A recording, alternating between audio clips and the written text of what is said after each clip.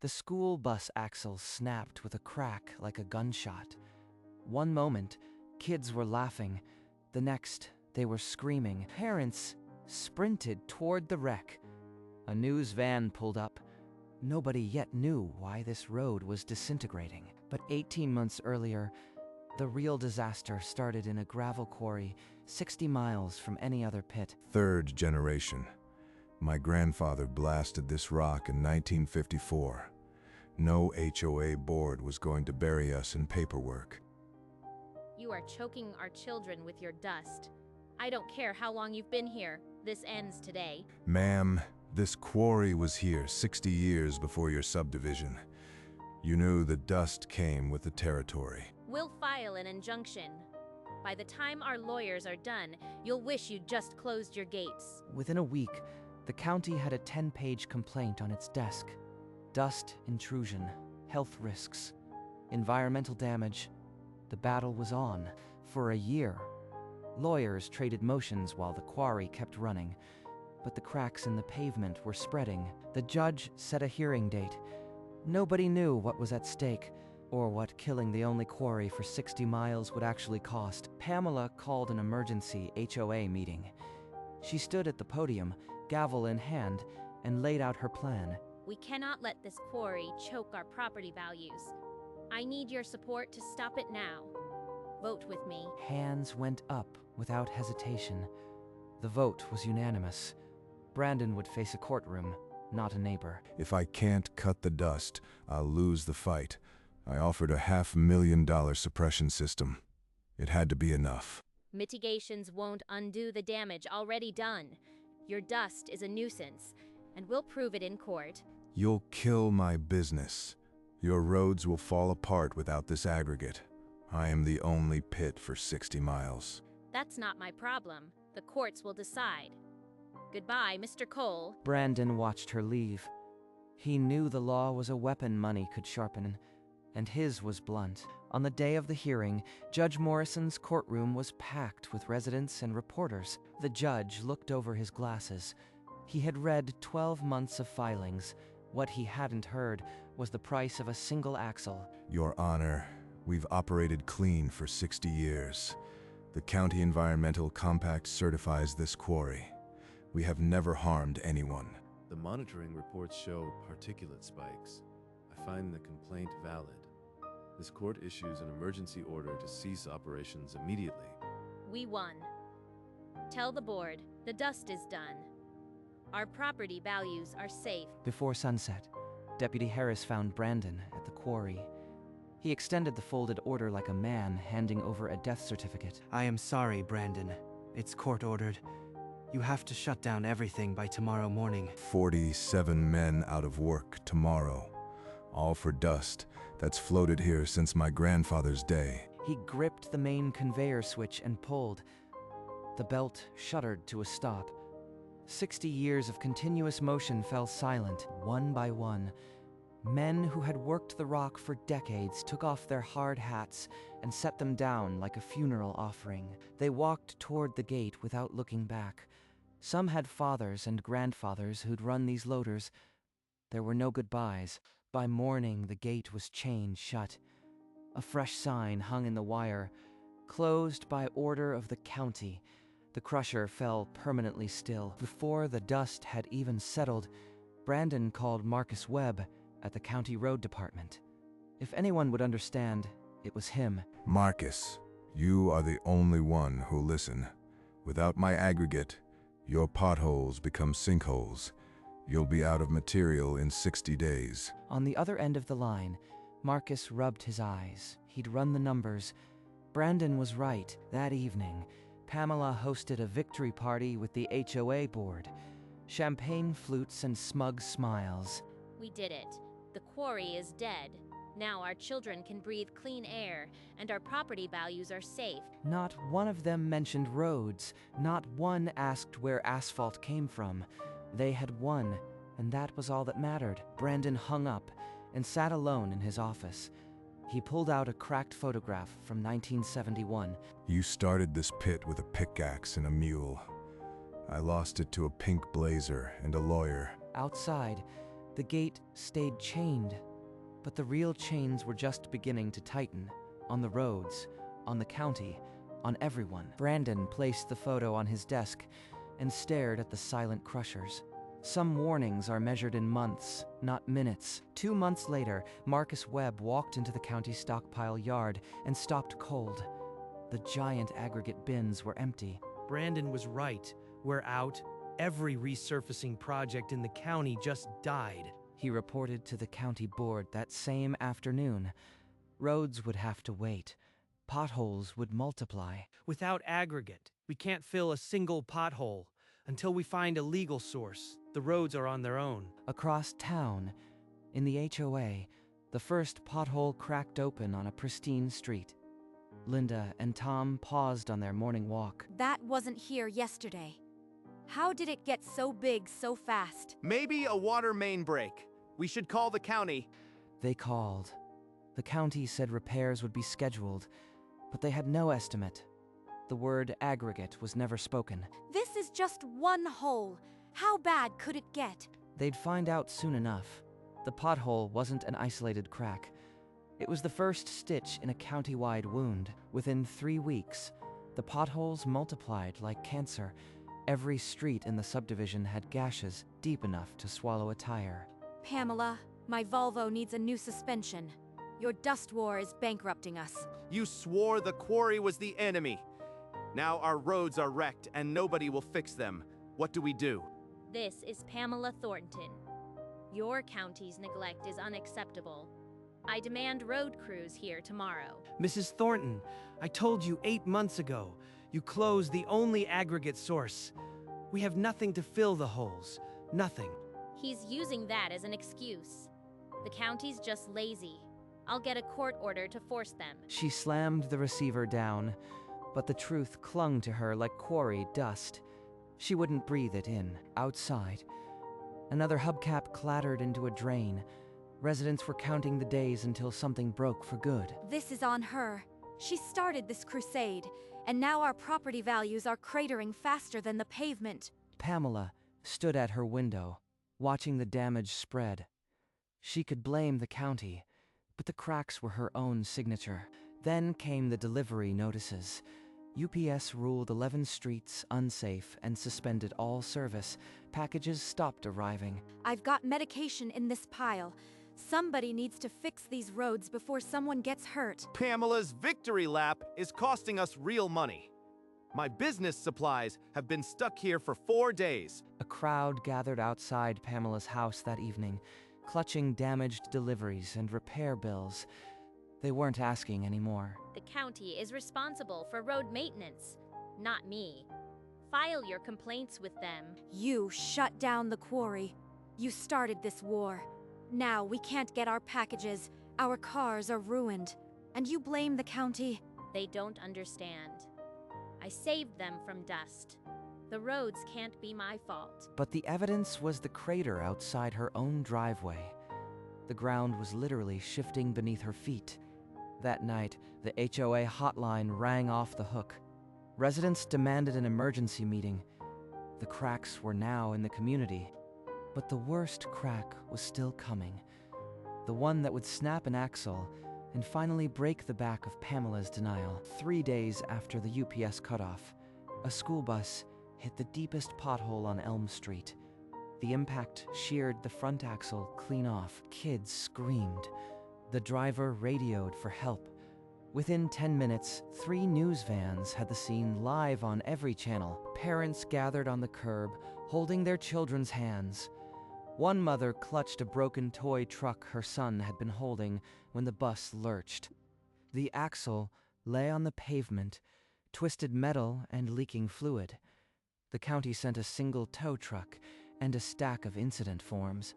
Pamela watched the live broadcast in her living room. The reporter stood in front of her subdivision sign, blaming unsafe roads. They're blaming me. They're actually blaming me. This was the county's responsibility. The screen showed a graphic. HOA shuts down quarry. Roads crumble. Her phone lit up with a flood of angry texts. For the first time, the public connected the dots. The dust war had left children stranded on a broken bus. I have to get ahead of this. Issue a statement. Blame the county. Anything to stop this avalanche. But the narrative had already shifted. The quarry wasn't the enemy anymore. The woman who closed it was. Pamela filed an emergency grievance with the county board, attaching photos of the broken bus and a list of demands. The board called a special session that afternoon. This is an emergency. Our roads are destroying property values and endangering children. You must repair them immediately. We can't. The 2009 Act bans out-of-state aggregate. The only certified quarry around here is the one you shut down. Then override it. You are the county. There has to be a solution. Marcus held up the act. Section 4. All road aggregate must originate from a county-certified environmental compact source. No exceptions. Pamela took the document. Her eyes raced to the certification list. Only one name, Brandon's Quarry, certified 1954. The certification plaque on Brandon's fence glinted in the sun, a reminder of the only legal gravel pit for 60 miles. I shut it down.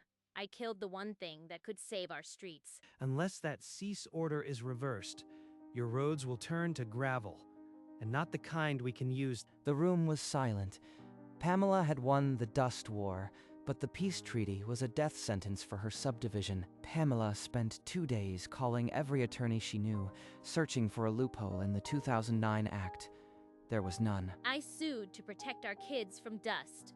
Now, I am about to beg that same man to send his trucks back through our streets. The emergency HOA meeting was standing room only. Residents spilled into the hallway, their faces hardened by weeks of cracked suspensions. The county can't help. We have to reverse the cease operation order. Brandon's Quarry is the only legal source of aggregate for 60 miles. We called his dust a health crisis. We cheered when the judge shut him down. And now we're crawling back? What's that going to cost us? It's not about pride. It's about our roads and our property values. We don't have a choice. Then call the vote, Pamela. You started this war. You are going to end it. Put it on the record. The vote was unanimous. The HOA would petition the court to reverse the cease operation order and allow Brandon to resume immediately. Brandon's going to make us pay. He'll add a surcharge for every ton we cost him, and I'll have to sign the paper. The motion was filed before midnight. Outside, the locked quarry gate glinted under the moon. Brandon's phone was about to ring. The petition landed on Judge Morrison's desk Monday morning. He scanned the HOA's about face and set an emergency hearing for Thursday. The courtroom stood empty, oak benches gleaming under fluorescent light. In 3 days, it would host the reversal of a war. Last time I walked these steps, I was a hero. Now I am the defendant of my own mess. Every reporter here smells blood. Brandon arrived with the same summons. He unfolded the paper on the courthouse steps and allowed himself a cold, thin smile. They killed my quarry. Now they're on their knees. Time to set the price for every single day I was shut down. By Wednesday, news trucks circled the lot. Chirons read, "Ho, begs quarry to reopen after bus axle disaster." On the morning of the hearing, the gallery filled. Pamela sat rigid, eyes fixed on the floor, her pink blazer suddenly too bright. Brandon entered with his attorney. His work boots echoed on the hardwood. He didn't glance at her once. We are here on the petition to vacate the cease operation order. I see both parties are present. Let's proceed. The hearing would decide if the only legal aggregate source for 60 miles would roar back, and at what price for the HOA. The judge opened the hearing with a tone that cut through the air. His first words were aimed squarely at the HOA's table. You filed this complaint alleging dust was a public nuisance. Now you beg the quarry to reopen. The court does not forget frivolous suits. Pamela's face flushed crimson. The gallery murmured. Brandon sat motionless, his hands flat on the table. Your Honor, the 2009 Act left us no alternative. Our roads are collapsing. A school bus snapped an axle. Children could have died. The court will vacate the order, but only if Mr. Cole voluntarily agrees to resume. I cannot force a private business to operate. He turned to Brandon, who had spoken not a single word during the entire hearing. The entire room held its breath. Mr. Cole, is there anything you wish to state before we proceed? Brandon simply shook his head. Not a syllable. His attorney scribbled something on a notepad. The silence was his answer. The gavel fell. The cease operation order was conditionally vacated, pending Brandon's consent. Pamela felt the victory like a stone. Outside the courtroom, reporters swarmed Pamela, but Brandon walked past them without a glance. The next move was his alone. Early, the next morning, Pamela's SUV crunched to a stop outside the chained quarry gate. The dust she'd once condemned now coated her windshield. He's in there. I can see his truck. I have to look him in the eye and ask him to save us. She found Brandon near the silent crusher, tightening a bolt on a loader. He didn't look up when her heels clicked on the gravel. Mr. Cole, the HOA is prepared to drop all litigation if you restart operations. We need your aggregate. Name your terms. Drop the litigation. I won in court. You don't get to drop anything. The terms are this. The old price is doubled, and every ton carries a surcharge for the year you stole from me. Doubled with a surcharge. That will bankrupt half the residents. You can't be serious. The community can't afford that. This is about punishing us now. You called my dust a health crisis. You cheered when the judge handed me a death sentence. The price of reopening is the price of your mistake. He handed her a single sheet of paper. The surcharge line was already typed. She saw a figure that made her stomach drop. Pamela drove back to the subdivision, clutching the offer. Brandon's terms were merciless, and the HOA had no other choice. By 7 that evening, the community center was packed. Word of Brandon's terms had spread like a grass fire through a straw field. Double the old price, plus a surcharge for your crusade against him? That's not a deal. That's a ransom note signed by you, Pamela. This is what he demanded. The county has no alternative. Our roads are falling apart. We either pay or lose everything. Lose everything? You lost our trust, our money, and now you are asking us to sign over our paychecks to the man you destroyed. Tom stood and pointed at the gavel. He didn't shout, but his voice carried the weight of every cracked axle. We're not here to debate. We're here to survive. Call the vote, Pamela. Let's see how many of us you've ruined.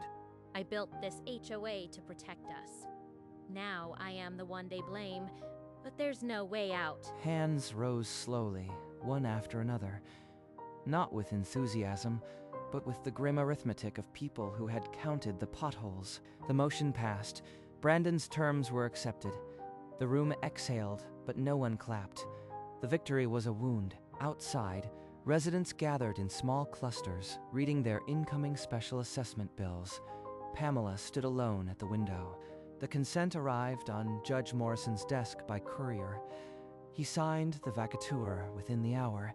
The cease operation order was dead. 60 years of silence broken by a county seal. I'm back, and they're paying double for every rock they made me stop crushing. The crushers roared to life. Belching dust the HOA had outlawed. 47 workers clocked in, the pit shaking off its grave. By noon, a new price board hung at the quarry entrance. It listed 1 grade of rock and 1 permanent surcharge, aggregate 14 per ton. Litigation surcharge included, no exceptions. The words were Brandon's final stroke of the pen. The county stockpile is full again.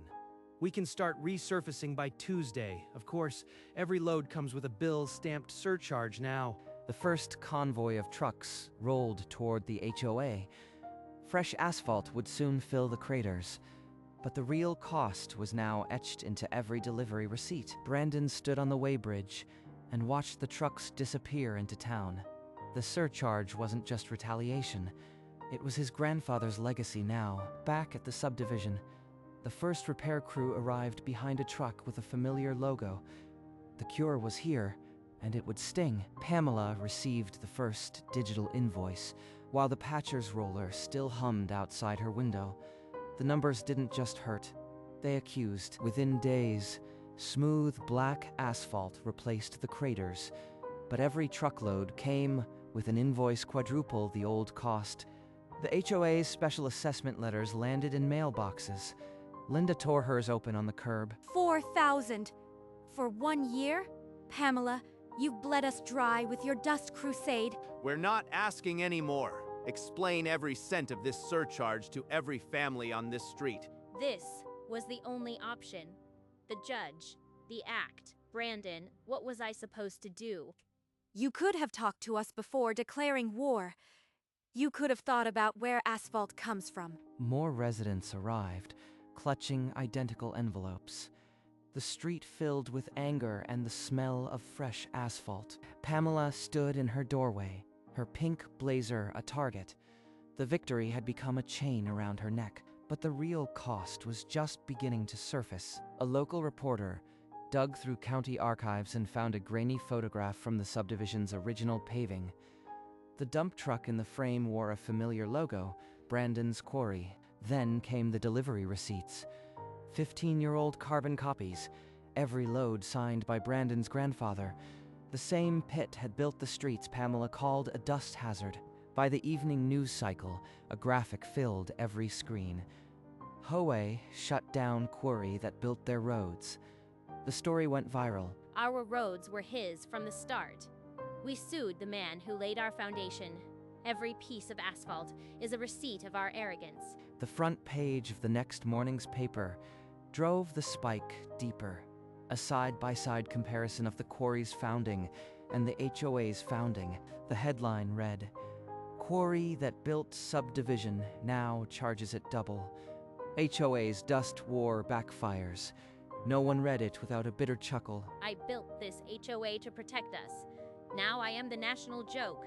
They'll never see anything but this headline. Her phone buzzed with screenshots of the article, sent by neighbors who once called her a hero. There was no statement left to write. The irony was complete. The war on dust had been fought on a foundation of the same crushed rock Pamela once called poison. Outside, a Brandon's Quarry truck rolled past the Subdivision sign, its bed full of fresh asphalt.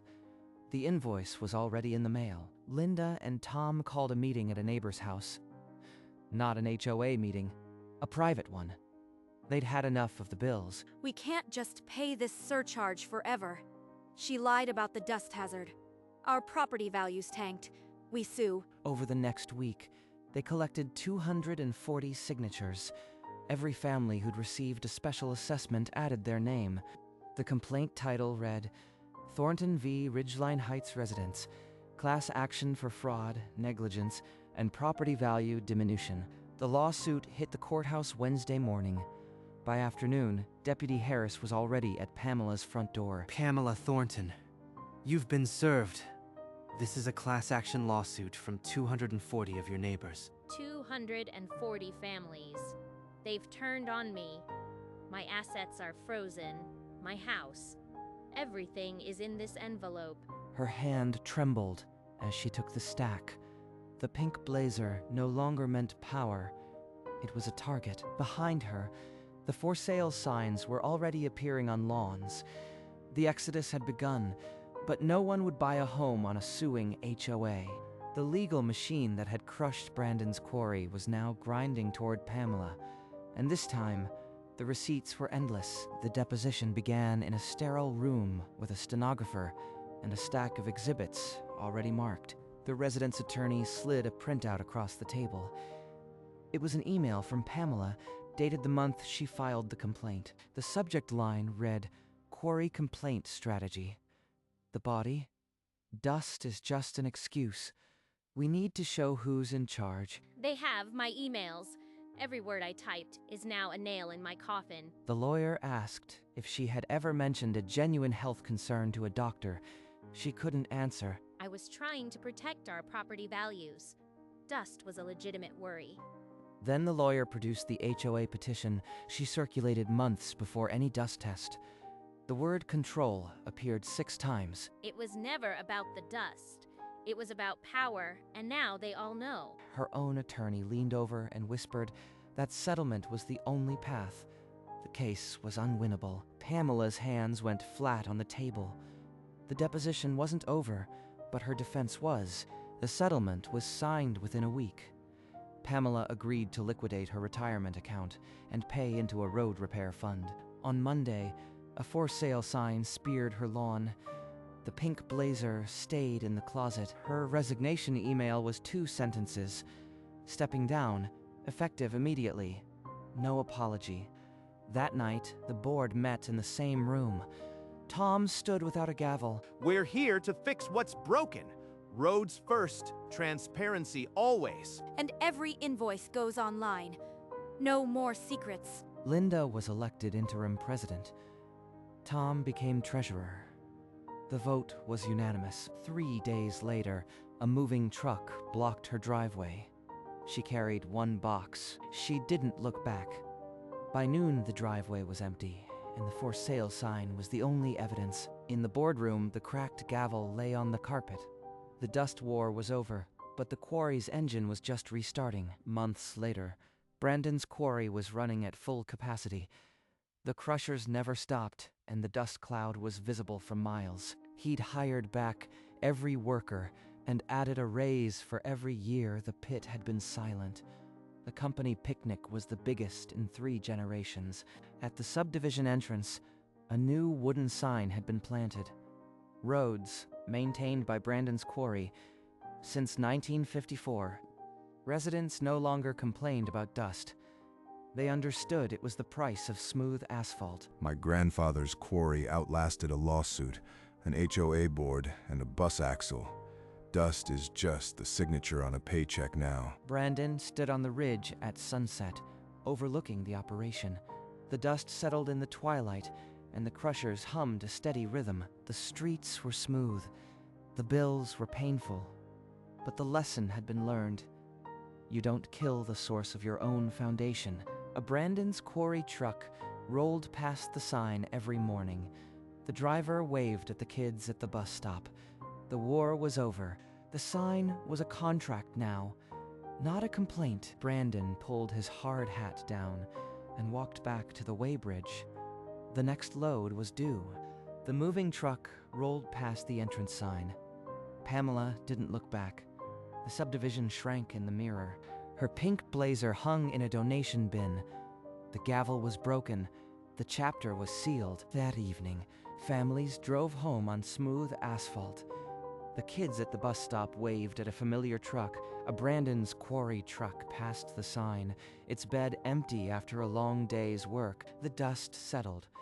The bills arrived, but the roads were smooth, and the buses ran on time. Brandon's grandfather once said a quarry feeds a community, not just fills potholes.